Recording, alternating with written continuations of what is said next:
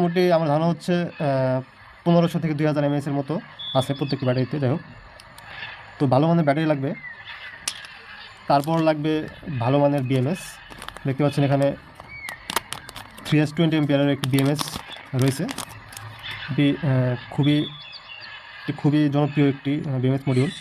এগুলোর মধ্যে অনেকগুলো ভার্সন হয়। সো এটি হলো ব্যালেন্স ভার্সন, দেখতে পাচ্ছেন এটি হলো balance version. So balance version সেগুলো এরকম এই যে রেজিস্টার থাকলে সেগুলো হয় ব্যালেন্স ভার্সন। এগুলো দিয়ে বিএমএস তৈরি করলে খুব বেশি দিন ব্যবহার করা যায় এবং ব্যাটারি প্যাকও ভালো থাকে। তো ভালো মানের একটি বিএমএস লাগবে। এরকম বিএমএস বর্তমান বাজারে 60 থেকে 70 টাকার মধ্যে পেয়ে যাবেন। এগুলো কোয়ালিটি আছে অনেকগুলো। যাই হোক, তারপর ব্যাটারির ট্রেসিং বানানোর জন্য এরকম পিভিসি শিট অথবা